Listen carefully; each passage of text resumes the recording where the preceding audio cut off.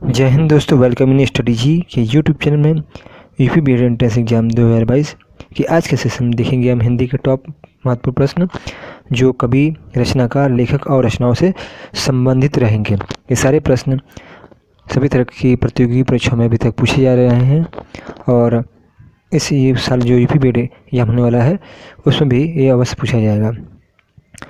तो चैनल पर बने रहे और चैनल को लाइक, सब्सक्राइब और शेयर जरूर करें।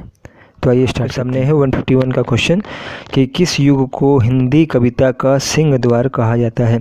तो किस युग को हिंदी कविता का सिंह द्वार कहा जाता है दोस्तों, बताना है आपको। तो इसका सही उत्तर हो जाएगा आपका भारतेंदु युग। भारतेंदु युग को ही हिंदी कविता का सिंह द्वार कहा जाता है। अगला क्वेश्चन देखते हैं हम लोग कि द्विवेदी युग के प्रवर्तक कौन थे। तो दोस्तों आपको बताना कि द्विवेदी युग के प्रवर्तक कौन थे। तो इसका जो सही उत्तर हो जाएगा वो हो जाएगा महावीर प्रसाद द्विवेदी। महावीर प्रसाद द्विवेदी ही द्विवेदी युग के प्रवर्तक थे। आगे देखते हैं कि हिंदी का पहला सामाजिक उपन्यास कौन सा था। तो यहाँ आपको सामाजिक उपन्यास पूछ रहा है वो पहला। तो दोस्तों इसका जो सही उत्तर हो जाएगा वे हो जाएगा भाग्यवती। भाग्यवती हिंदी का पहला सामाजिक उपन्यास था। अगला क्वेश्चन देखते हैं हम लोग कि सन 1950 में पहले हिंदी कविता किस कविता के रूप में जानी जाती थी। तो सन 1950 से पहले हिंदी कविता को किस रूप में जाना जाता था। तो इसका जो सही उत्तर होगा दोस्तों वह होगा आपका प्रयोगवादी। तो 1950 से पहले जो हिंदी कविता को प्रयोगवादी शब्द का प्रयोग किया जाता था। नेक्स्ट क्वेश्चन है कि ब्रज भाषा के सर्वोत्तम कवि कौन है। ब्रज भाषा के सर्वोत्तम कवि कौन होंगे। तो इसका जो राइट आंसर होगा वह होगा सूरदास। सूरदास जी ब्रज भाषा के सर्वोत्तम कवि थे। अगला क्वेश्चन है कि आदिकाल के बाद हिंदी में किस साहित्य का उदय हुआ। तो आदिकाल के बाद हिंदी में किस साहित्य का उदय हुआ। तो जो इसका सही उत्तर होगा वह होगा भक्ति साहित्य का। तो आदिकाल के बाद किस युग का शुरुआत हुआ। तो भक्ति साहित्य का। नेक्स्ट क्वेश्चन है कि निगूढ़ भक्ति काव्य के प्रमुख कवि कौन थे। तो आपको बताना है निगूढ़ भक्ति काव्य के प्रमुख कवि कौन थे। तो जो इसका सही उत्तर होगा वे होगा दोस्तों वे थे कबीरदास जी। कबीरदास जी निगूढ़ भक्ति धारा के कवि भी थे। अगला क्वेश्चन है कि किस काल को स्वर्ण काल कहा जाता है हिंदी साहित्य का। तो किस काल को हिंदी काल का स्वर्ण काल कहा जाता है। तो ये इसको कहा जाएगा भक्ति काल को। ये ध्यान रखिएगा आप लोग, भक्ति काल को। नेक्स्ट क्वेश्चन है कि हिंदी का आदि कवि किसे माना जाता है। क्या पूछा जा रहा है कि हिंदी का आदि कवि किसे माना जाता है। तो जो इसका राइट आंसर होगा दोस्तों वे होगा आपका स्वयंभू। स्वयंभू को ही हिंदी का आदि कवि माना जाता है। नेक्स्ट क्वेश्चन देखते हैं हम लोग कि आधुनिक काल का समय कब से माना जाता है। आपसे पूछा जा रहा है कि आधुनिक काल का समय कब से माना जाता है। तो जो इसका सही उत्तर होगा वह होगा दोस्तों 1900 से लेकर अब तक का जो काल चल रहा है उसे ही आधुनिक काल का समय कहा जाता है। नेक्स्ट क्वेश्चन है कि जयशंकर प्रसाद की सर्वश्रेष्ठ रचना कौन सी थी। तो आपको बताना कि जयशंकर प्रसाद की सर्वश्रेष्ठ रचना कौन थी और ये आपका सही उत्तर हो जाएगा कामयानी। कामयानी ही शंकर प्रसाद की सर्वश्रेष्ठ संरचना थी। नेक्स्ट क्वेश्चन है कि कबीरदास किसके शिष्य थे। तो उनके गुरु का नाम बताना है। तो उनके गुरु का नाम था रामानंद। नेक्स्ट क्वेश्चन है कि चप्पू किसे कहा जाता है। तो चप्पू किसे कहा जाता है। तो इसका जो सही उत्तर होगा चप्पू जो है गद्य और पद्य की मिश्रित रचनाओं को ही चप्पू कहा जाता था। आगे है कि कलाधर उपनाम से कविता कौन से कवि लिखते थे। तो ये जो उपनाम है कलाधर ये किस कवि का नाम था। तो जो इसका राइट आंसर होगा वह होगा जयशंकर प्रसाद। जयशंकर प्रसाद का उपनाम क्या था, कलाधर। और जयशंकर प्रसाद की सर्वश्रेष्ठ रचना क्या थी, वे थी कामयानी।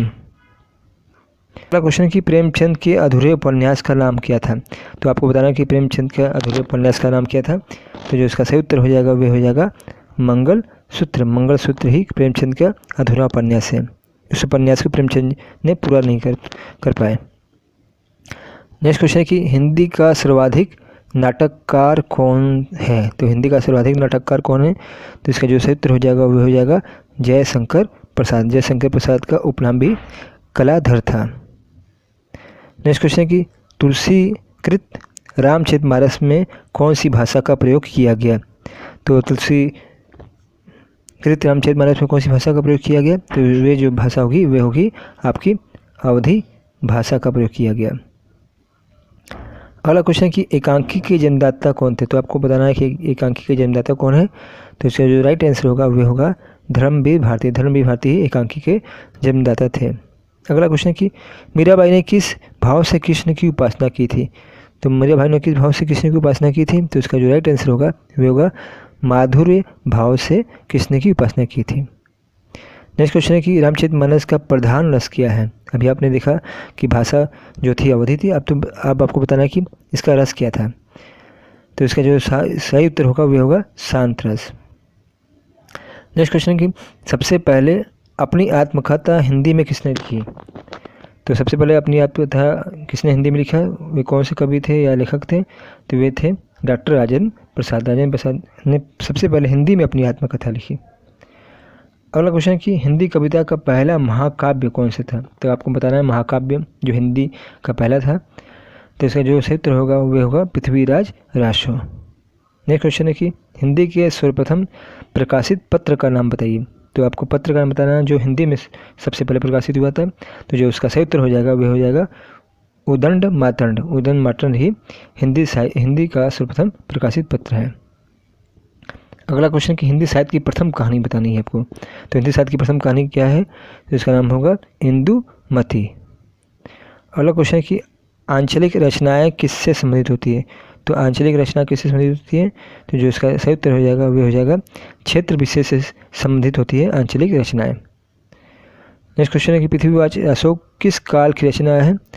तो इसका जो इसका राइट आंसर होगा वह होगा आपका आदि काल से संबंधित है पृथ्वीराज रासो। नेक्स्ट क्वेश्चन है कि हिंदी गद्य का जन्मदाता किसे माना जाता है। तो हिंदी गद्य का जन्मदाता किसे माना जाता है, तो जिसका सही उत्तर होगा वह होगा भारतेंदु हरिश्चंद्र जी को ही हिंदी गद्य का जन्मदाता माना जाता है। अगला क्वेश्चन है कि कवि कालिदास की अभिज्ञान शाकुंतलम का हिंदी अनुवाद किसने किया। तो इसका जो राइट आंसर होगा वह होगा राजा लक्ष्मण सिंह ने ही अभिज्ञान शाकुंतलम का हिंदी में अनुवाद किया। अगला क्वेश्चन कि पद्य साहित्य को कितने भागों में बांटा गया है। तो जो इसका राइट आंसर होगा वह होगा 15 भागों में पद्य साहित्य को बांटा गया है। अगला क्वेश्चन कि कवि नरेंद्र शर्मा ने राष्ट्रपिता महात्मा गांधी के निधन से प्रभावित होकर कौन सी रचना की। तो आपका जो राइट आंसर होगा रक्त चंदन की रचना। ये इसके राइटर कौन है, वह नरेंद्र शर्मा। और किससे प्रभावित होकर लिखे थे, राष्ट्रपति महात्मा गांधी के निधन से प्रभावित होकर लिखे थे। हिंदी से संबंधित महत्वपूर्ण प्रश्न जो लेखक रचनाओं से संबंधित थे। नेक्स्ट वीडियो में हम इसी के आगे अन्य रचनाओं और लेखकों के बारे में सेशन में वीडियो देखेंगे। इसके लिए आप चैनल को लाइक, सब्सक्राइब और शेयर जरूर करें।